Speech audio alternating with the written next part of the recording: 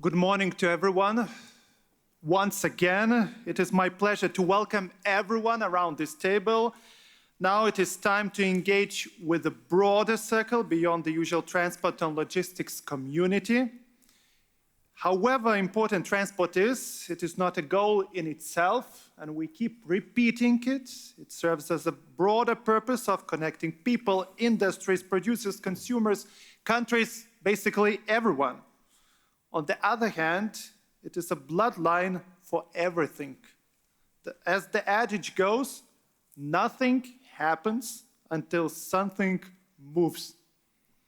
Our session aims to explore ways, along with our external stakeholders from international organizations, institutions, and financial and banking communities, to make this movement better, to make it faster, to make it greener, more sustainable, more friendly to the environment and our cities, more resilient and shockproof, and not least, more affordable.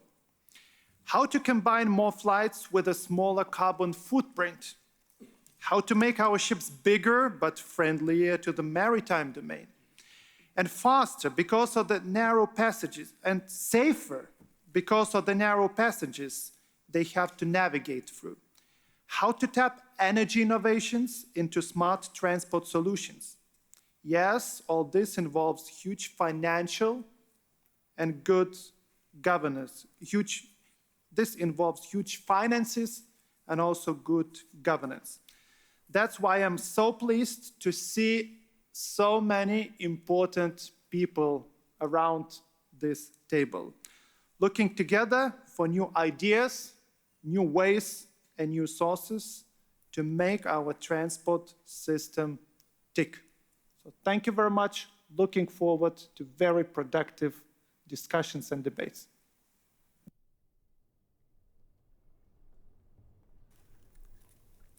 So thank you, Minister Skuodis.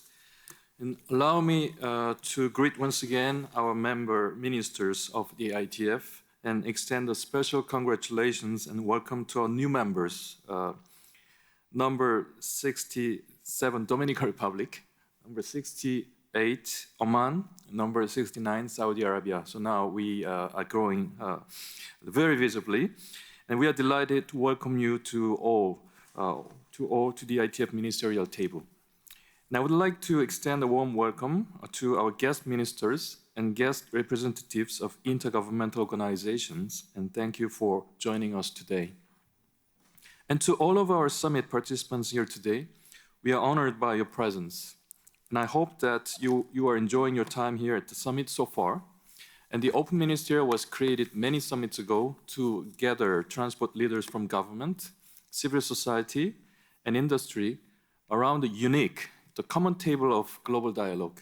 And today, under the presidency of Lithuania, the last day of presidency, we are invited to share with each other how our efforts to seek new ways to pursue greener transport can be enhanced by collaboration to rebuild infrastructure and restore global connectivity, even as we traverse this difficult period of multiple global disruptions and crises.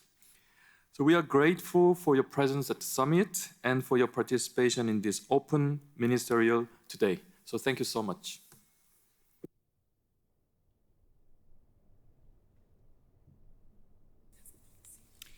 So thank you. Before giving the floor back to the session contributors, I was asked to brief you on what's especially close to my heart, what we have lately done to help Ukraine restore its transport sector and its connectivity. And then we will also have briefings on other high-level dialogues which also take place in different regions around the globe. So first, I'm happy to report that the idea floated here in Leipzig a year ago to create a clearinghouse for transport in Ukraine has brought its first fruits. A common interest group for Ukraine was established. We also held the second high-level dialogue on Ukraine in Lithuania 6 weeks ago. Some 30 countries and international institutions, including the EU, EBRD, European Investment Bank, discussed ways and means to further support Ukraine's devastated transport sector. We discussed concrete projects and also some countries made very concrete pledges. In other words, we have already gone past the conceptual phase. We are talking about very concrete Ukraine's needs and who can do what first, developing projects until the implementation phase, and secondly, matching Ukraine's needs, ITF countries, and other donors' resources and expertise. Some 23 projects were presented, some of them mature enough to be taken to the implementation phase. Not least, financial pledges were made, and hopefully much more funding will be pledged going forward. Lastly, I very much hope that the Chilean ITF presidency will follow in our footsteps and would be holding the third high-level dialogue in Ukraine. And our Ukrainian colleague, Serhiy, already invited everyone to come to Kiev for the third dialogue next year. So thank you very much, and now I would like to give the floor back. In the meantime, since last summit, we organized a few high-level dialogues from thematic and regional perspectives, and we now have a time to share some findings and discussion outcomes of each high-level dialogue. I think we can go for the Asian high-level dialogue that took place in Mongolia first. Take the floor, Mongolia, please. Thank you. Honorable ministers and distinguished delegates and esteemed colleagues. It's an honor to address you today at the ITF Annual Summit 2024. I extend my gratitude to ITF for this opportunity to share insights from the second ITF Regional High-Level Dialogue for Asia, which we proudly hosted in Ulaanbaatar to November 9, 2023. This event, co-organized with Mongolia's Ministry of Road and Transport Development, focused on the theme closing connectivity gaps in Asia. Our discussion underscored the critical importance of enhancing connectivity to foster sustainable development across the region. We examined pressing challenges such as air pollution, congestion, emerging mobility services, accessibility, connectivity, digitalization, road safety, and CO2 emissions. These issues are central to the future of transport in Asia and require our collective action. Since becoming the 62nd member of the ITF, Mongolia has been deeply committed to advancing regional cooperation in the transport sector. Our strategic initiative aligns with Mongolia's long-term development policy Vision 2050 and the President's 100 Years of Development Goals. Through the Transit Mongolia project, we aim to position Mongolia as a pivotal trade, tourism, and transport logistics hub connecting Asia and Europe. Our efforts focus on increasing the number of transit vehicles, constructing drive ports, enhancing port connectivity and capacity, and developing 5 road and 3 rail corridors linking Asia and Europe. These initiatives are integral to promoting sustainable, resilient, and inclusive transport system that can support large-scale mutual beneficial development projects.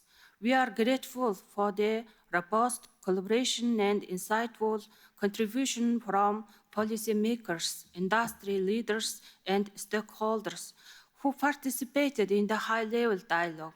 Mongolia is committed to implementing the best practices and effective measures discussed during this event.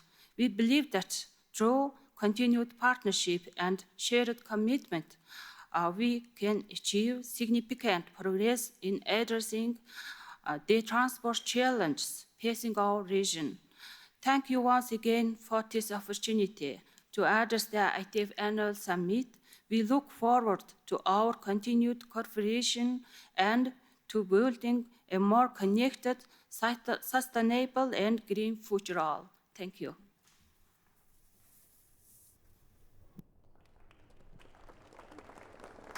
Thank you very much. Once again, I appreciate the contribution of the Mongolian government and hosting us in Ulaanbaatar. And I think it was a really excellent moment because we had also representatives from ASEAN and ADB and UNECE that really made a great the conversation opportunity for Asian stakeholders. That was the second high-level dialogue for Asia after one in Bangkok with the UN ESCAP in the previous year.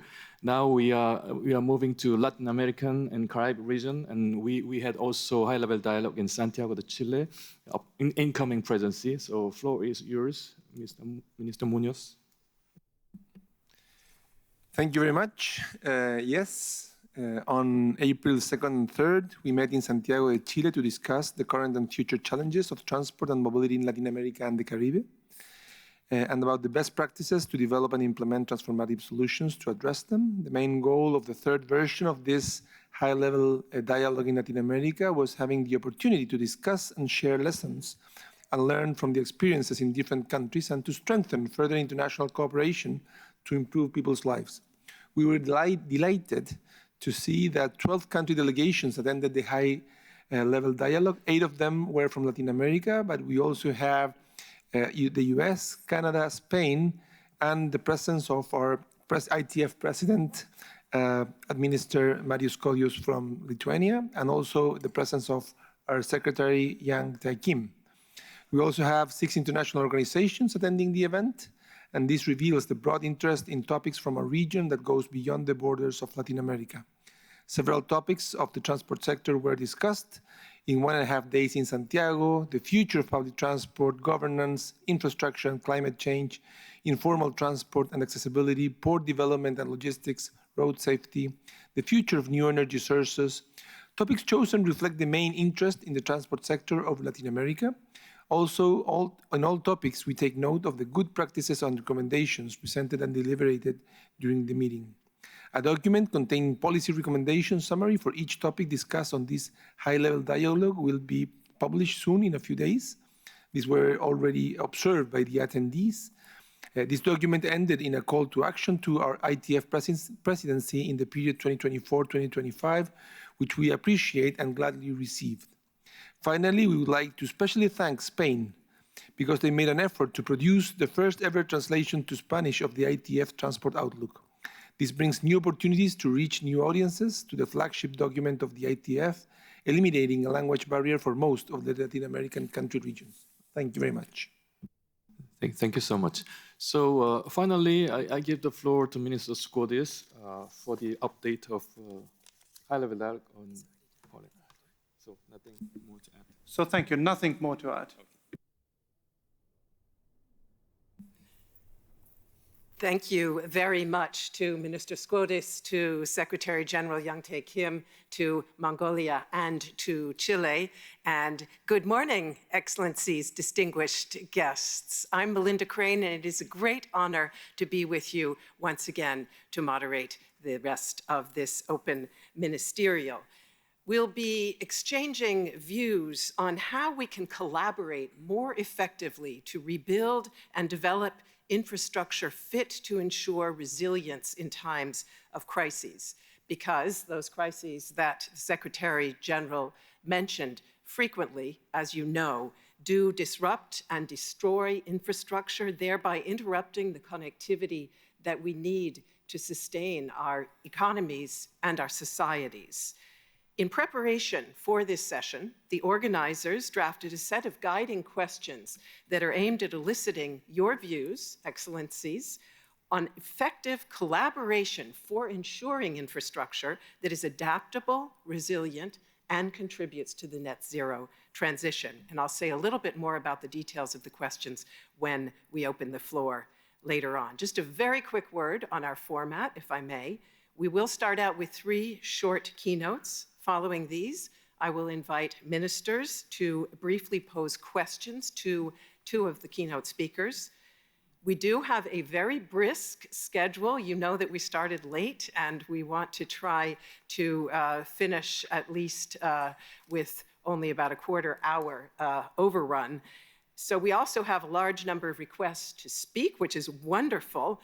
I'm going to ask everyone to please stay within the allotted times for remarks. That means 7 minutes for the keynotes and 2 minutes for remarks from the ministerial and organizational round, so that we can hopefully then more or less stay on schedule. And some statements during the open discussion will not be in English. As you know, we do have translation available via the headsets that you will have found at your places. Now, it is my great honor to introduce our first keynote. In its recent report on infrastructure for a climate-resilient future, the OECD underlined the key role of collaboration, of public-private cooperation to unlock the massive investment needed now. OECD Secretary-General Mathias Cormann would very much have liked to join today's discussion, but since pressing engagements prevented him from doing so, he has sent us this virtual greeting. Dear Yang Tai, dear ministers, ambassadors, colleagues, distinguished guests, friends all, the ITF, through its cutting-edge policy analysis and by providing a platform for inclusive multilateral dialogue, plays a key role in helping to deliver more, better, and more resilient transport infrastructure. High-quality transport infrastructure is a key foundation for strong, resilient, and inclusive development and growth, to facilitate the creation of new economic opportunities for people and businesses, to help the world adapt to our changing climate, and to help accelerate our climate mitigation efforts. Here at the OECD, our policy experts work closely with the ITF on a range of topics to realize this shared mission. Together, we're working to help boost the performance of ports in the Suez Canal economic zone, for example, which is an important transit point for global trade and a major potential driver of development across the region. The measures identified through this project will help recover trading volumes in the zone once disruptions to cargo traffic in the Red Sea come to an end, hopefully very soon. The ITF is also providing valuable analysis as part of our broader support for reform in the Western Balkans, including by making practical recommendations on strengthening connectivity and rail infrastructure. And of course, our OECD Ukraine country program is highly complementary to the ITF's Common Interest Group on Transport for Ukraine. We have begun an infrastructure policy review to help Ukraine attract private investment in infrastructure and to ensure sound project management. The OECD will continue to support the transportation policy priorities that you will be discussing at this summit, with a particular focus on financing and resilience in transport infrastructure. Here at the OECD, we're also hosting the Blue Dot Network, which is the world's first certification framework for quality infrastructure investment. The Blue Dot Network certification will help boost quality investment by demonstrating to investors that key project risks have been assessed and mitigated, and allowing developers of quality infrastructure to stand out in the global competitive landscape. Through our inclusive forum on carbon mitigation approaches, we're also supporting globally more effective, more coherent, and better coordinated carbon mitigation policies, which will be key to help facilitate the transport sector's green transition.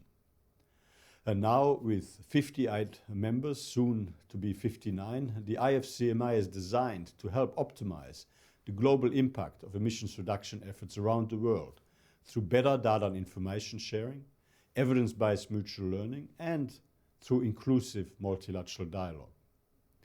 We're very much looking forward to continuing to leverage our broad range of expertise across both the OECD and the ITF to help governments develop and finance high-quality infrastructure for a more prosperous, sustainable, resilient, and inclusive future.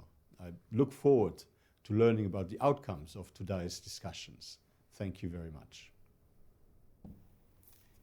And we are very grateful to Secretary-General Cormann for sending us that message. And as he mentioned, the OECD sees leveraging adequate and effective private investment and action as absolutely critical to achieving its aims on all of the initiatives he just mentioned. So let us now hear directly from two transport sector leaders. We asked them to share what their companies are doing to boost sustainable and resilient transport and to tell us what they need from policymakers to do so. We begin with Christian Haas. He is Chief Executive Officer of the Econolite Group and PTV Group, united under the brand uMovity, whose mission is to empower cities and organizations worldwide to make mobility greener, safer, and smarter by leveraging software, hardware, and services. And they already do just that in 2,900 cities globally in more than 130 countries. We look forward to hearing more. Christian Haas, the floor is yours.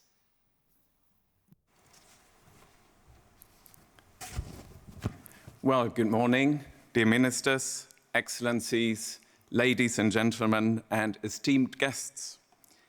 Today, we gather under the theme collaboration to restore transport infrastructure and global connectivity. And this theme deeply resonates with our daily work. And we see in our daily business that collaboration across governments, businesses, industry, competitors, and communities is essential to address the challenges posed by natural disasters, geopolitical conflicts, wars, and the pressing need for sustainable development. It all starts with trust between the private and public sectors as a prerequisite for effective collaboration. Without mutual trust, there can be hesitancy to share critical data, to collaborate on innovative solutions, or to invest in long-term projects. For instance, governments need to trust that private companies will use public funds responsibly and adhere to regulatory standards. Conversely, private companies must trust that governments will provide stable policy environments and uphold contractual agreements, which is especially crucial for long-running infrastructure projects. Let's inspire ourselves with what we all know from our private lives. Nothing works without a trustful relationship. The relationship between the private and public sector within the transportation industry has always been a special one. It was traditionally the private sector that was creating new modes of transportation, which in turn led to infrastructure improvements. For instance, cars were introduced by private entrepreneurs who also built private roads, including parts of the Lincoln Highway in 1913, the first transcontinental highway. When airplanes became a major industry in the 1920s and 1930s, nearly all airports were privately funded. And as new modes of transportation develop, they will eventually lead to improvements in infrastructure. And I hope this pattern continues with each transportation advance, bringing better infrastructure. I therefore urge policymakers to trust and enable the private sector by de-risking investment with public funds, more public-private partnerships, leveraging the private sector efficiency and utilizing innovative new financing mechanisms such as green bonds, climate funds, and new other solutions. These ideas are supported by the ITF itself, whose latest report, which was just released 2 months ago, was titled The Future of Public Transport Funding, stating the efficiency gains of private involvement in infrastructure and service provision. However, the public sector plays a crucial role in defining laws and policies around transport to ensure that industrial activity is in line with overall societal targets like sustainability and equity. Smart and reliable guidelines are needed to provide a level of playing field for the private sector. The transition towards electric mobility is a great example of how much innovative power has been released in the industry in battery research, vehicle design, and many more fields after the policies have been set. Finally, private industry players should also be supported to partner with each other and work to their strengths. I often notice a general lack of overall coordination within the ITS sector, and that includes also companies that are competing with each other. When competitors collaborate, they can pool resources and expertise to tackle large-scale challenges that would be difficult to address individually. Well, while it is devastating that we have to rebuild a lot of our precious infrastructure due to natural disasters, generational neglect, and geopolitical conflicts, as well as wars, this also represents a unique opportunity. We can rebuild not just to restore what was lost, but to create transportation systems that are more sustainable, safe, and energy efficient.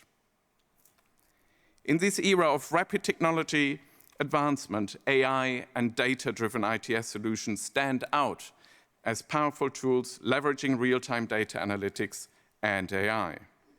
And moreover, AI-driven systems can detect potential infrastructure issues before they escalate, enabling proactive repairs and minimizing disruptions, ultimately enhancing safety and reducing energy waste. We should always keep in mind how long transport infrastructures are used typically. What we plan and build today will shape the world for the next decades. And this is an enormous responsibility. So we should be brave and visionary enough to build the infrastructure for the transport system we and the next generations want to have in the future, and not only for what we see today. Urbanization presents a unique opportunity to reshape transportation infrastructure and make it more sustainable. And as populations increasingly concentrate in urban areas, there is a growing demand for efficient, eco-friendly transportation solutions. Already today, more than half of the world's population lives in cities, and it's anticipated that an additional 2.5 billion people will move to cities by 2050. Replanning cities, which must accommodate new, more sustainable and resilient modes of transportation, will be crucial.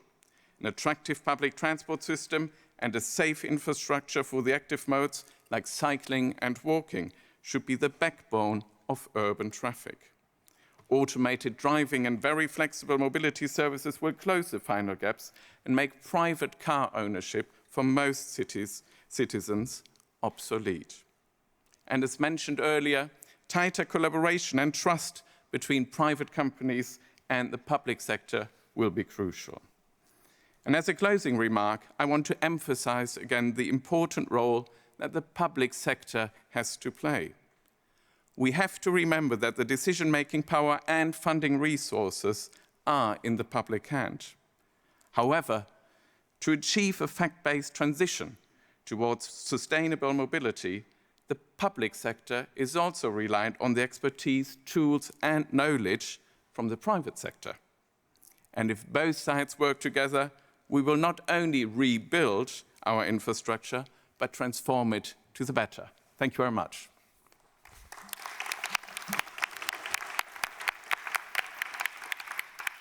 Thank you very much, Christian Haas. And we will have a chance to take a couple of questions to each of our keynote speakers after we hear from our next keynote. Karin Svensson is the Chief Sustainability Officer of the Volvo Group, helping to steer its approach to decarbonizing the heavy-duty vehicle sector. She's had a long career with Volvo, has worked amongst other areas in strategy and in R&D, and has also served as chair of the board of the Vehicle and Traffic Safety Centers at Chalmers University, as well as on the board of Sweden's International Women Forum. Welcome to you, Karin Svensson. The floor is yours. Thank you. Honored ministers and guests, it's a privilege for me to address you, a distinguished assembly dedicated to shaping the future of global transport and infrastructure. At Volvo Group, our mission is to drive prosperity through transport and infrastructure solutions. We are a leading global manufacturer of trucks, buses, construction, machinery, and engines. With a presence in 190 markets, production in 18 countries, and 100,000 colleagues around the globe, we are committed to making a positive impact worldwide. Our customers, primarily logistics and construction companies, rely on our products and services to move goods and materials, transport people to work and to school, and build and maintain the infrastructure essential to our daily lives. As the world population grows, urbanization increases, and e-commerce is booming, the demand for transport and infrastructure will only increase. At Volvo Group, we intend to meet this increasing demands with solutions that are substantially more sustainable than today. And we have already begun this journey with a growing number of customers around the globe. For example, we are producing and selling net zero trucks and buses and machinery, essential to achieve our ambition of being net zero already by 2040. We are investing substantial resources into developing battery electric and fuel cell electric technologies, as well as internal combustion engines running on sustainable fuels. We have a three-pronged approach, and these technologies will complement each other, not compete. So customers looking to transition away from fossil fuels do not have to wait and see which technology will win. They can start looking for available options already today. However, having zero-emission vehicles and machines available is not sufficient to drive the shift. The right enabling conditions must be in place. Firstly, we must develop charging and refueling infrastructure and anticipate the uptake of heavy-duty vehicles. In Europe, for instance, more than 288,000 electric trucks must be on the road already 2030 to comply with CO2 emission performance standards. Yet, by the end of last year, only around 10,000 electric trucks were registered in the EU. Secondly, we need to boost the production of fossil-free energy and ensure that the power grid can handle increased and fluctuating electricity demand. Finally, we must align the total cost of ownership of electric heavy-duty vehicles with that of conventional fuel vehicles. Effective carbon pricing, implemented in a socially responsible manner, and financial incentives can help achieving this. Governments can also promote more sustainable solutions through public procurement procedures that value sustainability beside cost. Putting these enabling conditions requires massive investments in an environment characterized by much uncertainty. Operators, they face high upfront capital cost for vehicles and infrastructure, as well as uncertainty about residual values and operating cost. Grid owners, they must upgrade their infrastructure to accommodate massive electrification across the economy, including energy-intense industries, without a clear view on future electricity demand. Government budgets are also under constraint. To overcome this hurdle and fulfill the Paris Climate Agreement, we need intense cooperation, especially on infrastructure. a systematic approach to decarbonize transportation is crucial, involving ministers of energy and transport, truck and machinery manufacturers, logistics companies, energy providers, grid owners, financial institutions, and others. Governments can play a pivotal role in coordinating this transition across sectors. Governments can also lay the groundwork for sustainable infrastructure projects by providing initial funding and risk mitigation, leveraging private investment. Multilateral organizations can bridge the funding gap by reducing risk and enhancing returns on infrastructure projects. Partnerships is essential for bringing net zero solutions to the market and achieving sales. In California, for example, the South Coast Air Quality Management District and the Volvo Group established the LIGHTS project. This initiative, in collaboration with 12 organizations, developed the necessary framework for the wide-scale deployment of commercially battery electric trucks in the region.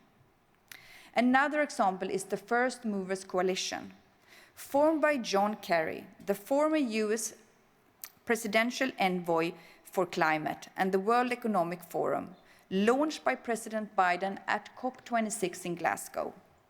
This coalition of over 50 companies and governments is working to utilize their purchasing power to jumpstart the market for zero-emission solutions despite a premium cost.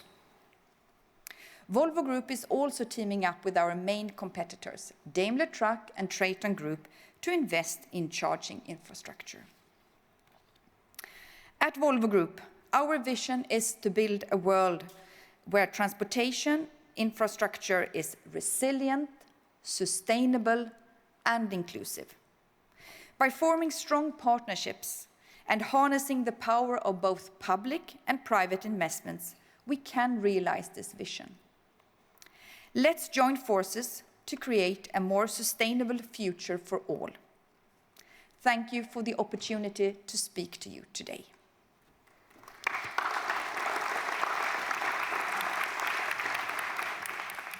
Thank you very much, Karin Svensson. Dear Excellencies, we do now have a short window for taking questions to the keynote speakers. Who amongst you would like to pose a question, either to Mr. Haas or to Ms. Svensson? Thank you. We will go to China.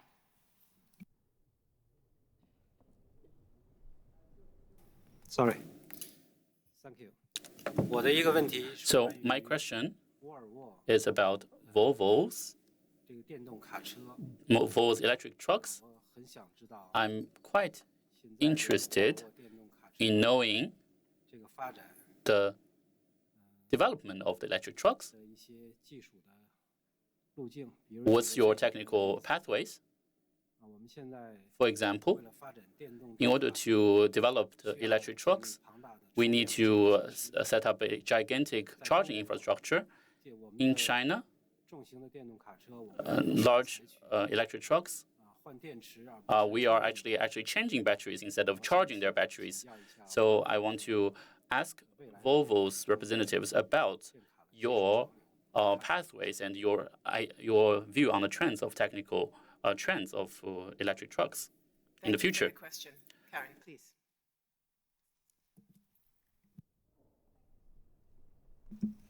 Thank you so much for the question. I think what is important at this point for us is to keep an open mind. So we have, as I mentioned, a three-pronged approach where we believe in battery electric trucks, we believe in fuel cell electric trucks, but we also believe in the fact that we will still keep the internal combustions, but running on more sustainable fuels. When it comes to battery electric trucks, I think time will have to tell what technology will win. I'm sure that we will see different types of technologies for different regions, for different types of segments, and it will also take different times for different solutions to emerge. Thank you. Thank you very much. Do I have other questions for either of the keynote speakers?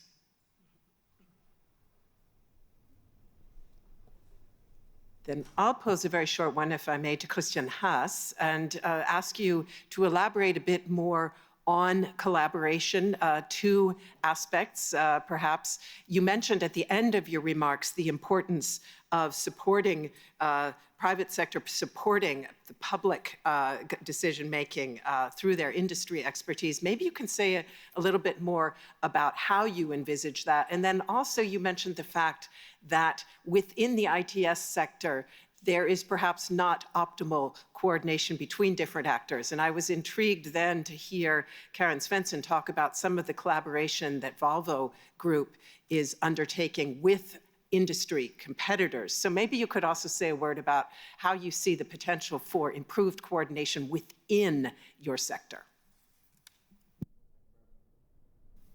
Thank you very much for the question.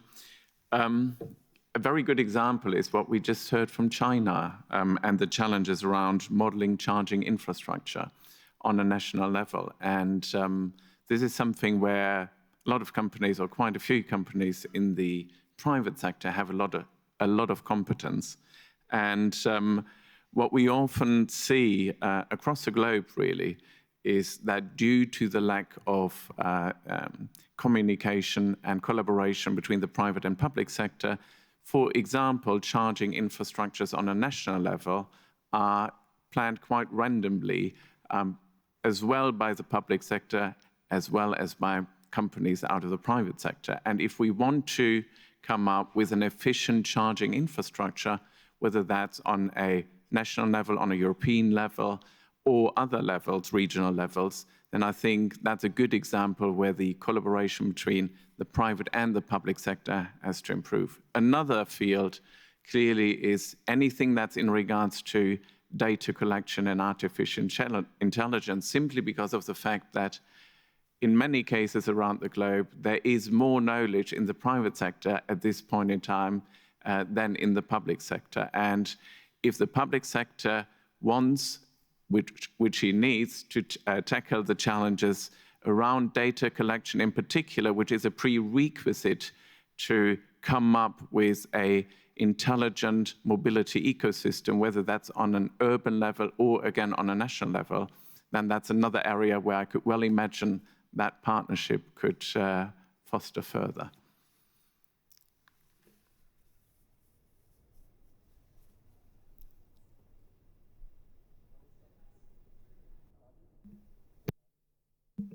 Thank you very much. Karin Svensson, did you want to add any more thoughts?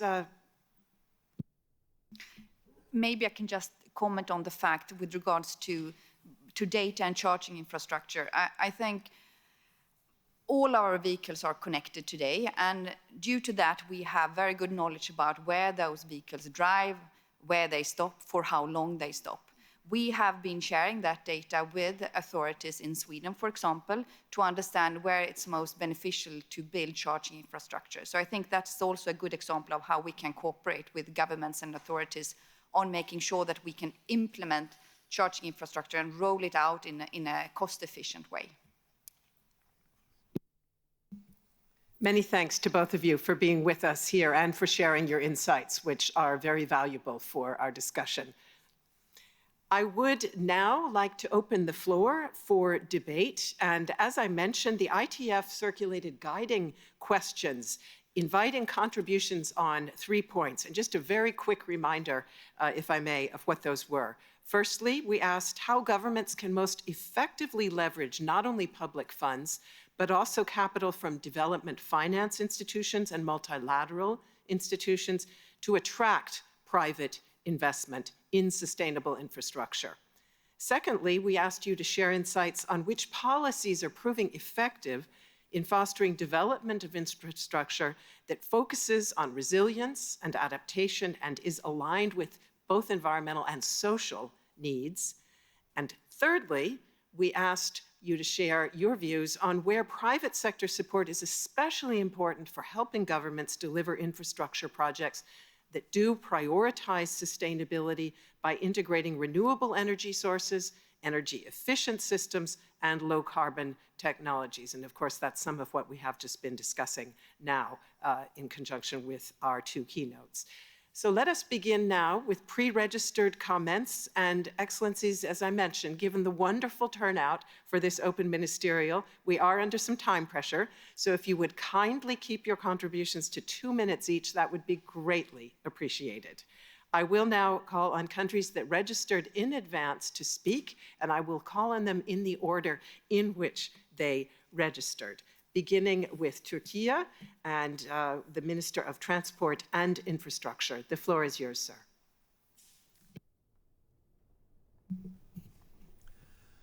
Sayın Başkan, değerli katılımcılar, Honorable ministers and heads of delegations, I would like to salute you all with my best regards. As you know, in a world where threats such as pandemics, climate change, and geopolitical conflicts are on the rise, we need to put forward sustainable projects in order to achieve a green transformation-oriented growth and maximize the benefit from infrastructure investments. On the other hand, there is a need to develop regional and international cooperation for the effective utilization of investments.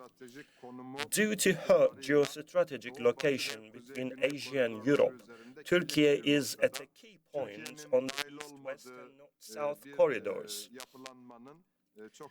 Any regional formation without Türkiye is, so to speak, like a structure without a keystone. On the middle corridor, from east to west, and in the north to south corridor, we have the development road project from Persian Gulf to our country. So we approach our investments with this awareness and with an international corridor perspective, and in doing so, we proceed in cooperation with international finance institutions and regional multilateral organizations. We attach great importance to our collaboration under international organizations, but it is not enough. We need to further develop regional collaborations. So we attach great importance to our bilateral relations with our countries in the neighbors. 2 years ago, we established a Ministerial Council with Hungary, Serbia, and Bulgaria, and we have conducted so many initiatives under this council regionally. And again, last week, I already mentioned the development road coming from Persian Gulf to our country and beyond. Railroads, roads, energy transmission lines. It is around 1,200 kilometers. Iraq, United Arab Emirates, and Qatar and Türkiye have signed the agreement, and we have already established a ministerial council to start this initiative. I would like to conclude by talking about PPP, private partnership, public-private partnership. In Türkiye, we have implemented more than 10 giant investments, and the total value of these projects is $50 billion, and they were conducted with PPP, and they were conducted in the last 10 years, and probably today, that would need extra 30% cost. Maybe in time we have, maybe back in that time we paid a lot of money for that, but today it is more difficult. Thank you.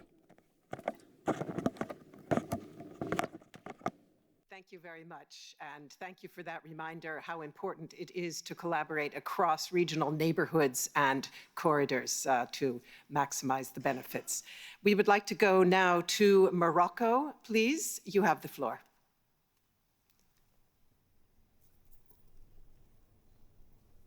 I see the seat is empty. We will perhaps try to come back to Morocco. Then I move on to Spain, if I may. Minister, you have the floor. Thank you so much.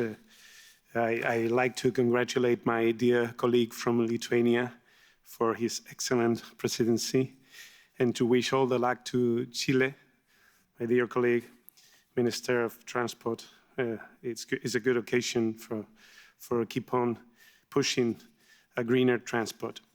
Well, I said that I'd like to just highlight my thoughts of these 2 last days as ministers. Our responsibility is to provide certainty and clear indications of where to go and how, so that the business about the necessary shift towards greener mobility, so business can know where to go. That's the key to the public and private partnership, political will and certainty. In Spain, we have clear that there's no single path to greener transport, and undoubtedly all modes of transport must be involved.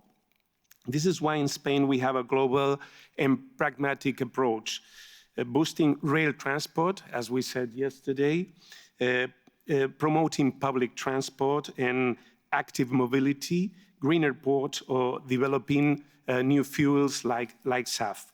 But we must be aware that we have solutions at hand that are cheap, are easy and fast, but we need to be brave to implement them because we will have to overcome initial resistance. I'm speaking about distribution and logic of urban space.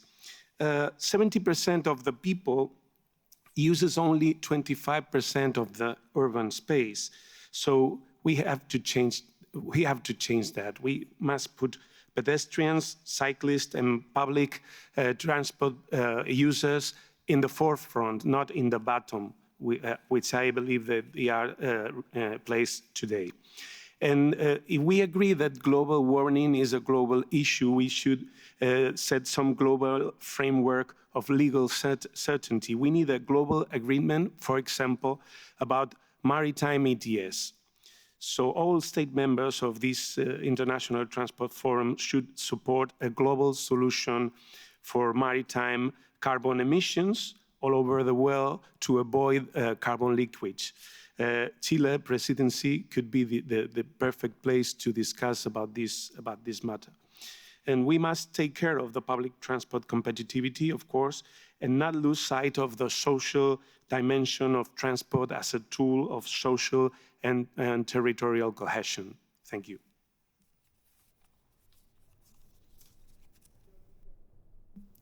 Thank you very much, Minister. And thank you also for the reminder that there are collaborations that need to occur at global level to be effective. Let us now move to Uzbekistan. It's a pleasure to hand over the floor to you. Спасибо. В первую очередь для достижения Thank you very much.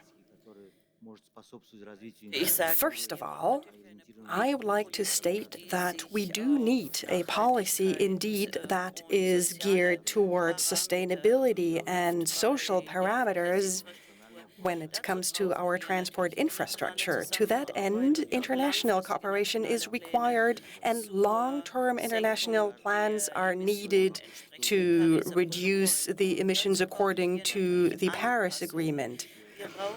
What is needed is adaptations. We need to adapt in order to make our country sustainable.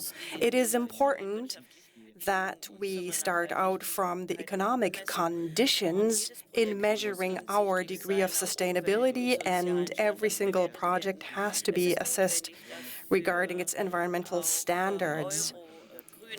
It is important to make use of green Eurobonds to that end, and we can do that to fund green infrastructure projects.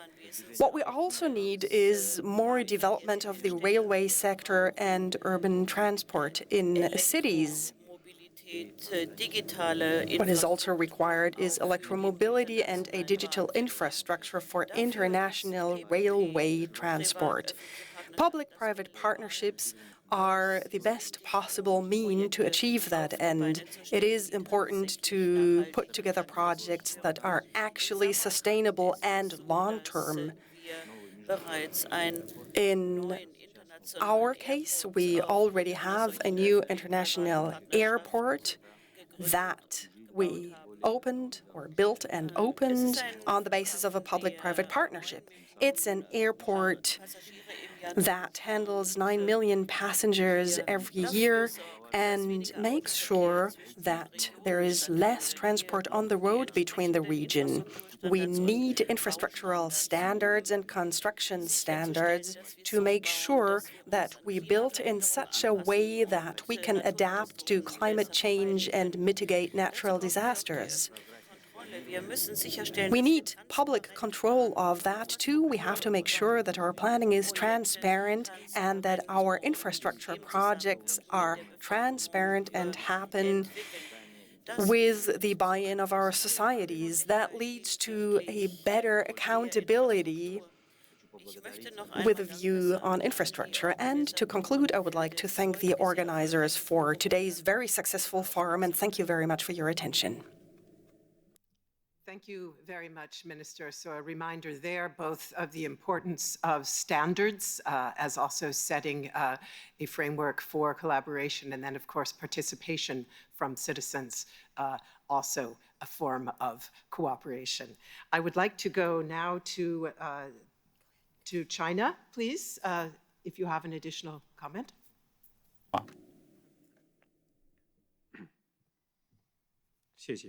Thank you.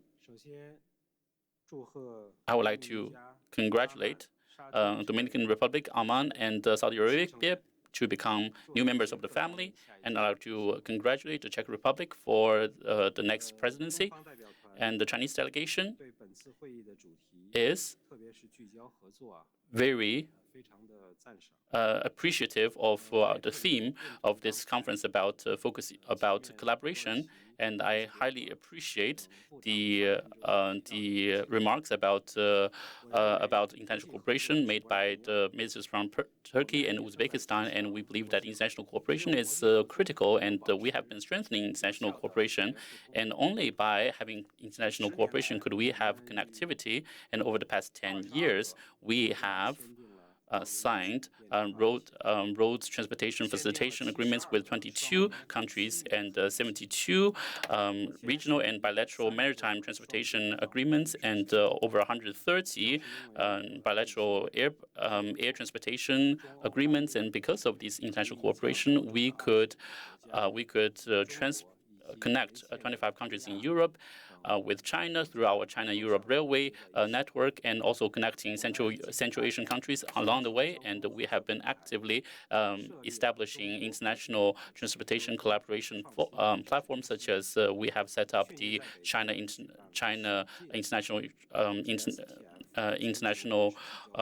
transport collaboration. And last year in Beijing, we have organized the first GSFM, the International Transport High-Level Forum in Beijing, and in the future we will actively work with different countries to establish a sustainable, resilient, and green transportation system, so as to implement the 2030 Sustainable Development Agenda of the UN.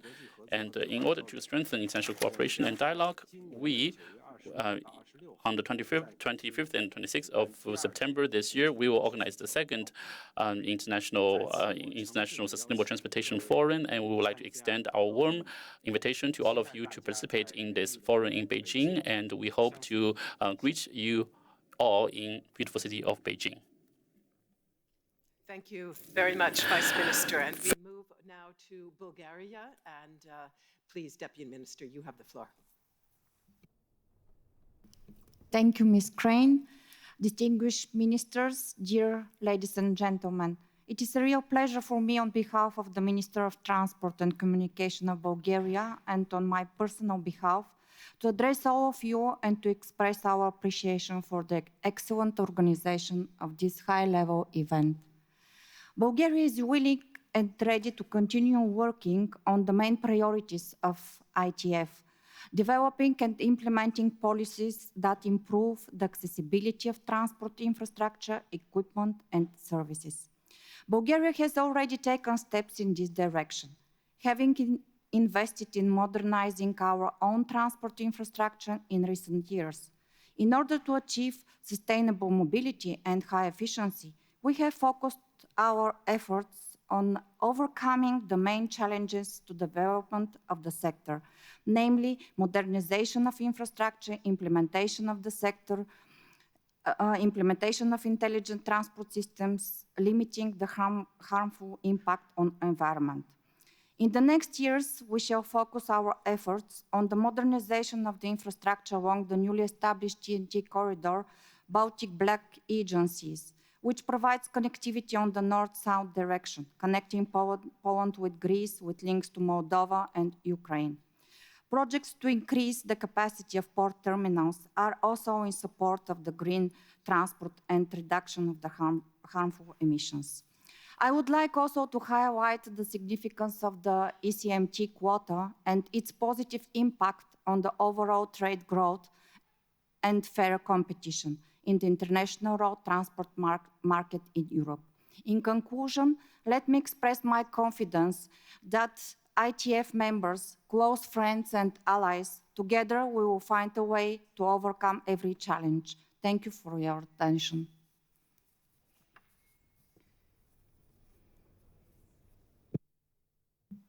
Thank you very much, Deputy Minister, also for those optimistic and encouraging closing words. Let me go now to the Netherlands and the Vice Minister there. Thank you, Chair.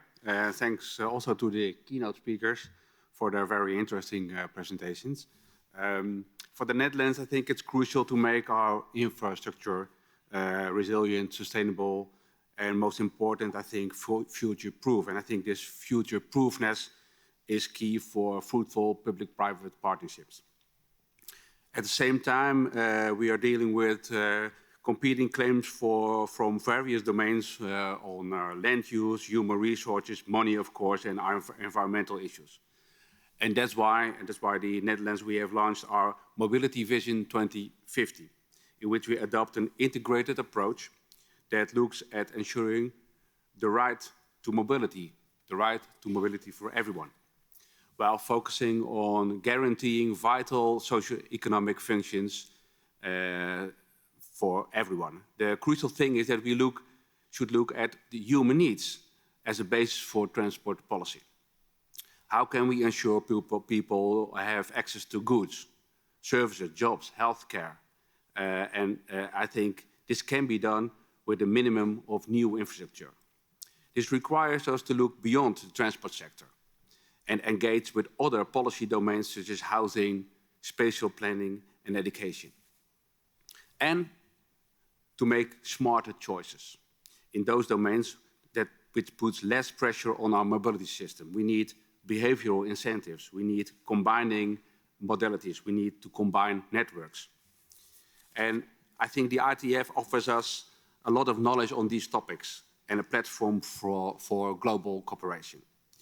The ITF can help us to create a better transport policy to improve people's lives now and for future generations. Thank you.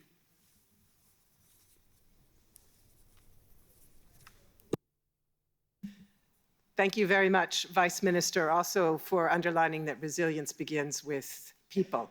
And we go now to Japan, please, and to the Vice Minister there.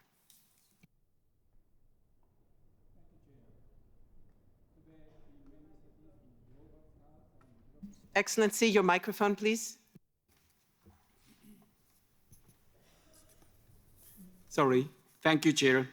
Today, in many cities in the Global South and developing countries, traffic congestion, air pollution, and greenhouse gas emissions have become a serious problem. Many countries are considering the use of public-private partnership to secure funding for the transport infrastructure projects. In Japan, we have a history where the private companies have developed railway infrastructure. Based on our experience, I would like to raise 3 points regarding the promotion of private investment for railway infrastructure, collaborating with public funds or related institutions. Firstly, in the region with very high population density, there are cases where it is possible for private companies to develop and operate railway infrastructure. Transit-oriented development, TOD, is a related real estate development, is one of the effective ways to support this. Secondly, it is important to set train fares at an appropriate level. If fares were kept too low due to political consideration, it would not be sustainable for private companies to operate the railway. Thirdly, appropriate operation and maintenance is also important. The role of government is important to ensure that appropriate repairs are carried out and that safety and service quality are maintained.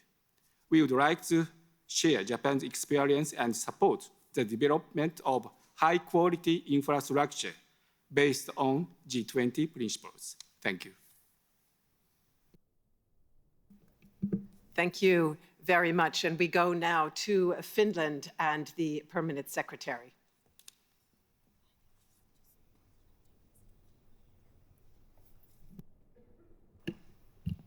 Yes, thank you very much, esteemed ministers, dear colleagues. It's always a great pleasure to be with you all here in Leipzig.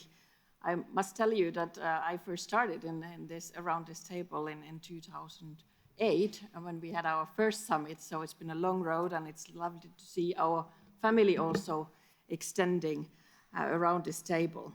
And I would like to begin by congratulating the Lithuanian presidency and the ITF for organizing this year's summit. And I would also like to take this opportunity to express Finland's appreciation and strong commitment to the work of the ITF in supporting Ukraine that the presidency outlined in the beginning of this session. For this summit, we are tasked with addressing weighty and complex matters, yet it is very energizing to see the great determination of all of us gathered here. And gathering different stakeholders to discuss transport policies is crucial for overcoming the challenges our societies currently face. And I would like to thank very much our keynote speakers for very insightful contributions to this debate. Global connectivity is an undeniable force shaping our societies, often presenting challenges alongside opportunities. The development of cross-border connections and the multifunctionality of transport infrastructure demands prioritization, and we indeed need to build infrastructure that is fit for the future.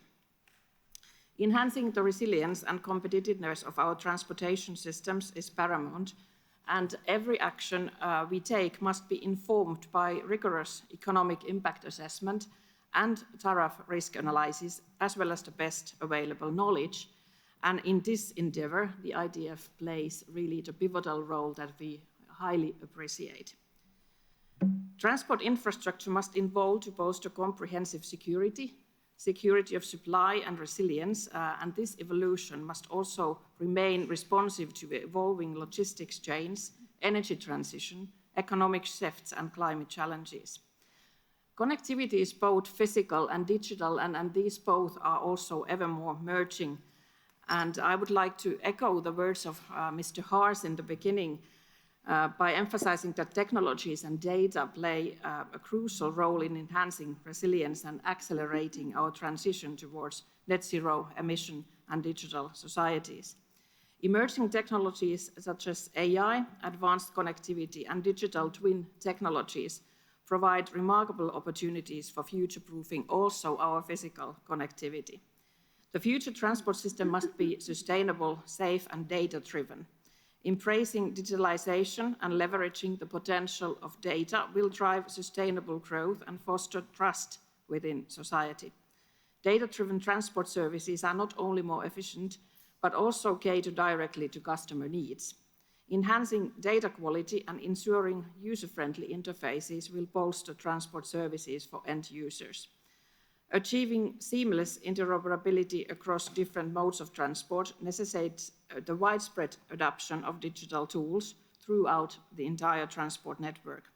Cybersecurity and cross-sectoral and public-private collaboration are essential considerations in this development. Thank you very much. Thank you very much. We will now turn to international organizations, and I will begin, if I may, with UNECE and the Executive Secretary there.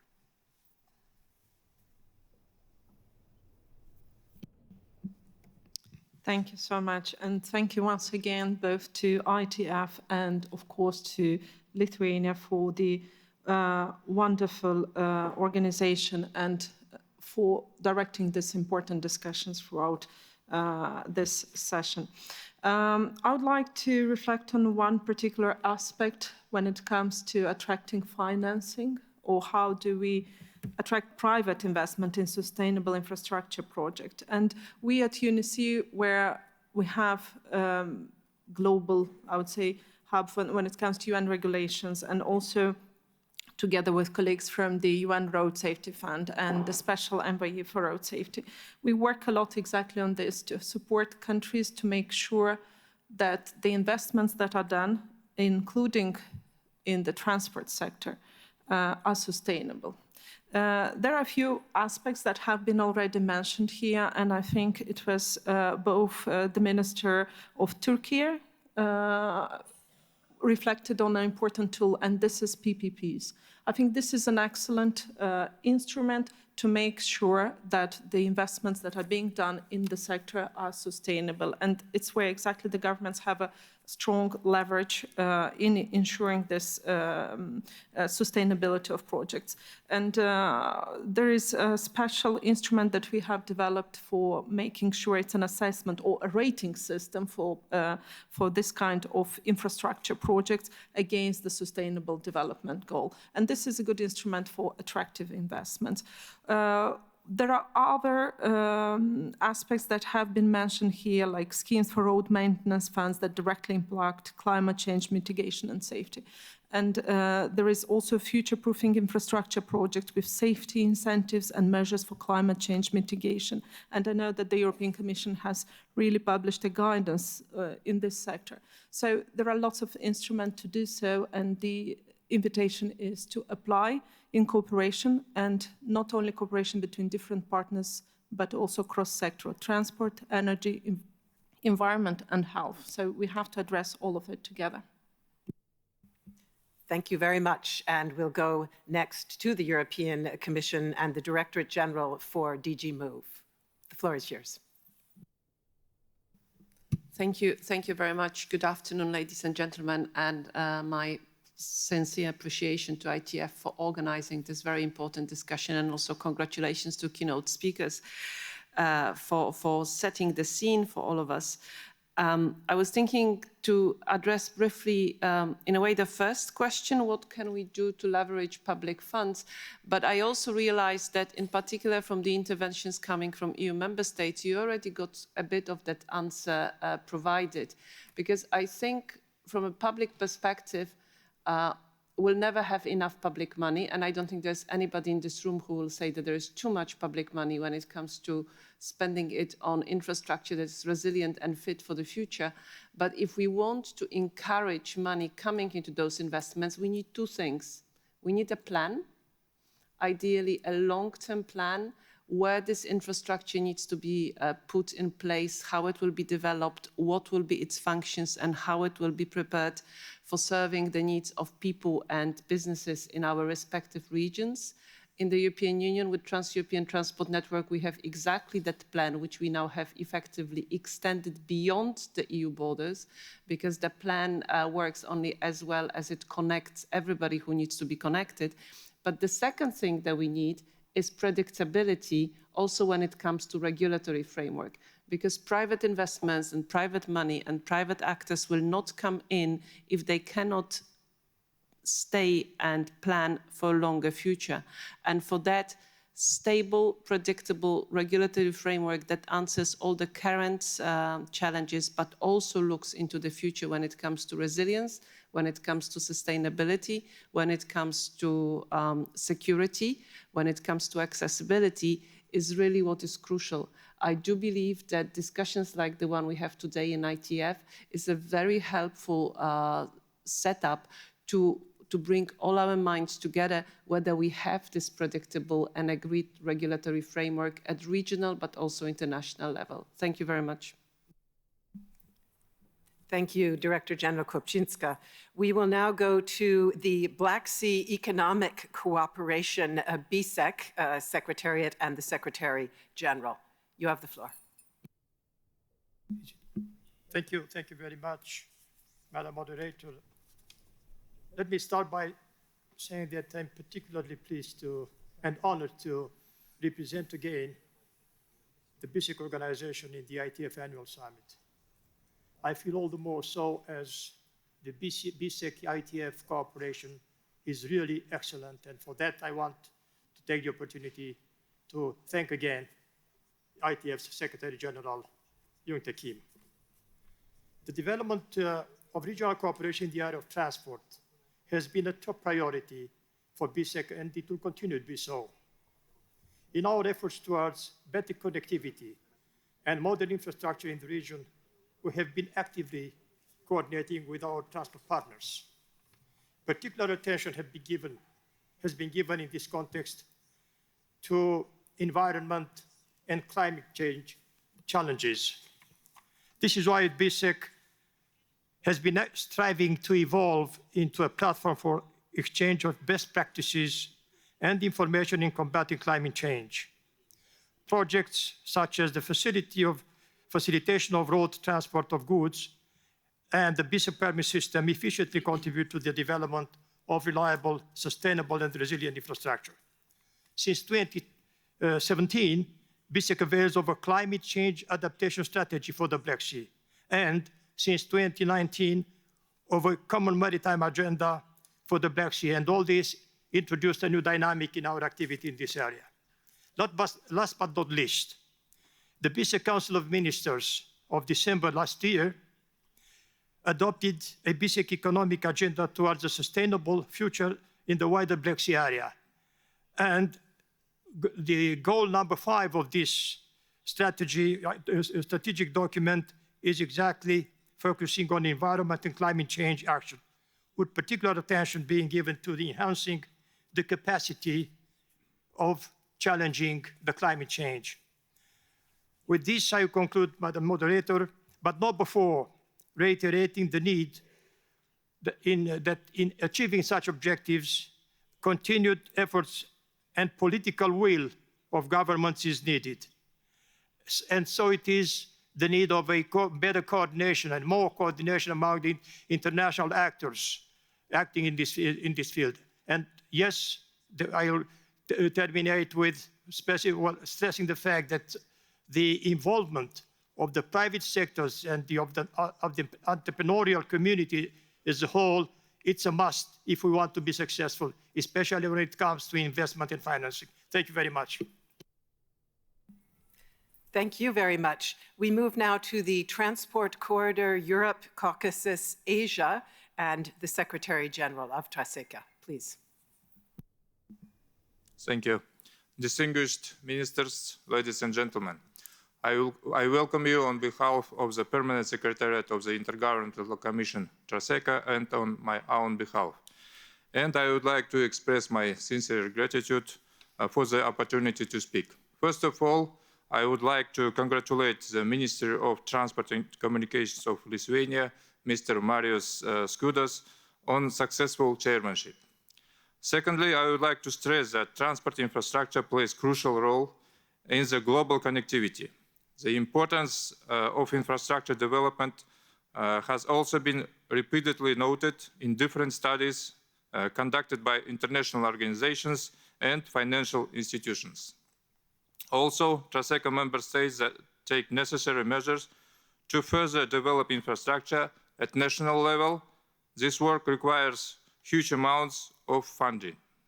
For example, the EBRD's report in Sustainable Transport Connections between Europe and Central Asia estimates that infrastructure development only in Central Asia requires about 18 billion euros. This amount is much bigger if we consider hard and soft infrastructure along all 14 member states. Considering the amounts which have already been invested, in development of infrastructure, it is especially important to ensure the harmonization of actions, since the capacity of the border infrastructure must correspond to each other. The observed increase in the volume of transported goods proves once again that the pressure on the transport infrastructure will continue to grow. Thus, coordinated actions in this direction play a paramount role in the future viability of the interregional connectivity. I call on all participants in this open session to pay attention to the need for joint work and, most importantly, coordinated and agreed work. I am confident that promotion of the harmonization of infrastructure capacity will ensure elimination of possible bottlenecks in the future. Ladies and gentlemen, I believe that coordination at the international level is highly relevant in view of the constant change in logistic routes and rebuilding of supply chains, as well as will make a significant contribution to the sustainable future for transport. The Permanent Secretariat expresses its readiness to cooperate in order to ensure further development of interregional connectivity. Thanks for attention.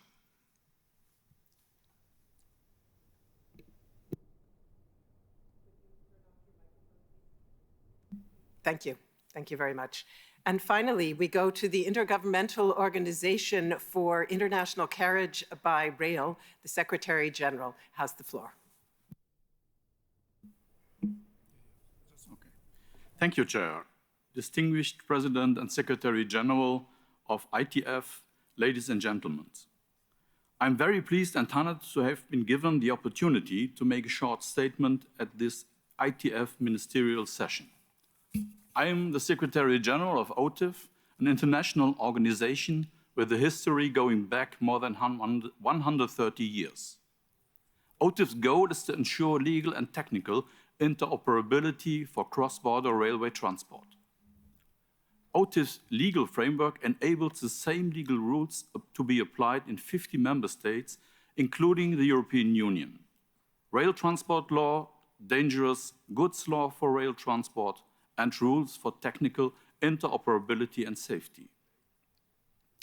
Of particular importance for OTIF is the international aspect.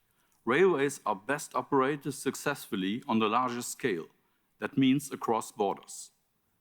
Rail transport is indispensable in achieving a greener, sustainable worldwide transport system. Rail freight transport, long-distance passenger transport by rail, and commuter trains provide the best solution to help to reach the agreed climate goals. Despite the current geopolitical situation, the underlying worldwide political conditions for international rail transport have never been so favorable. We really have the opportunity to make rail the most important transport mode of the 21st century. All the mega trends, such as the requisite sustainability of transport, urbanization, digitalization, and demographic changes, would seem to favor the railways. So international rail transport should be in future the backbone of a sustainable and multimodal land transport system. The desire to accede to OTIF is undiminished. The potential of Euro-Asian container transport by rail is still there. Rail transport is faster than transport by sea and cheaper than transport by plane. The sector has expressed a strong desire to carry out rail transport operations by means of well-functioning, flexible, and modern legal systems of transport law. I'm sure that all these changes will enable OTIF and its partners, such as the ITF, to achieve the ambition of contributing to the enhancement of the legal conditions to deliver effective and sustainable international rail transport. Close cooperation between all organizations involved in the development of international rail transport is of the utmost importance in order to develop synergies between work programs, avoid duplication of work, and provide maximum effective use of the resources. A very good example of international cooperation is the work on the Luxembourg Rail Protocol, which entered into force on 8 March 2024. This means that OTIF took over the task of providing the Secretariat for the Supervisory Authority to supervise the International Registry for Rail Rolling Stock that was set up. I'm very optimistic that the Luxembourg Rail Protocol will become a success. The protocol will bring important relief regarding railway financing. It will allow governments to fully concentrate on the infrastructure responsibility. On behalf of OTIF, I should like to wish the ITF Summit every success. Thank you for your attention. Thank you very much also for those good wishes. And my gratitude goes to all speakers for your enormous discipline in staying within our time limits. Thank you very, very much for that. And all of you have shared important insights on your priorities for collaboration to ensure that we can fund, develop, and rebuild infrastructure that's vital to ensuring resilience in times of crisis. You've underlined the role of private-public cooperation, PPPs. Our keynotes talked also about the role of private cooperation amongst companies and actors.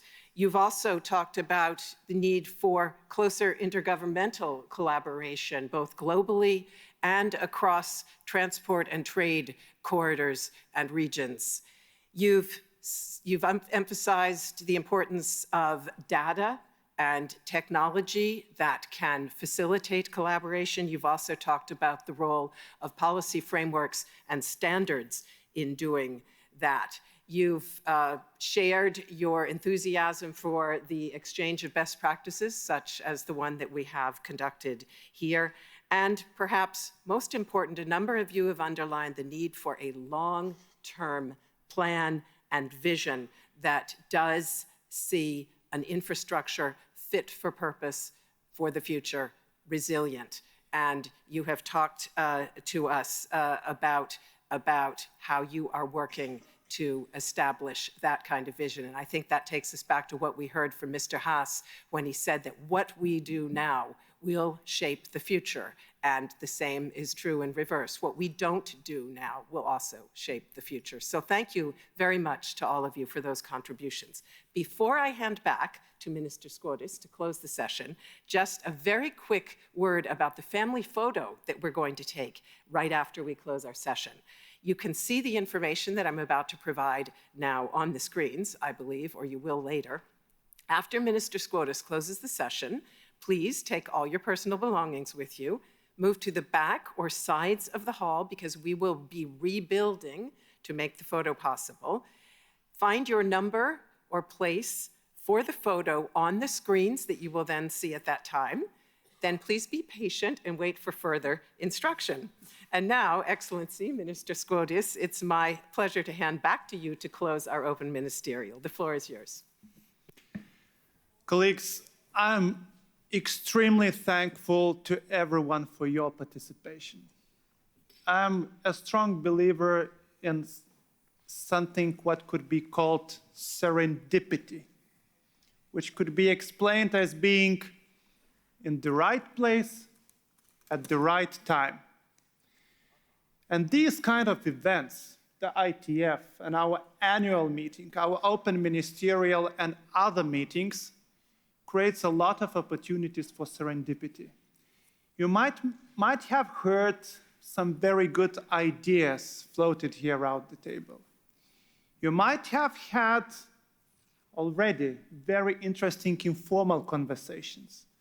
An idea might have come to your mind because you saw accidentally something. And let's use those ideas.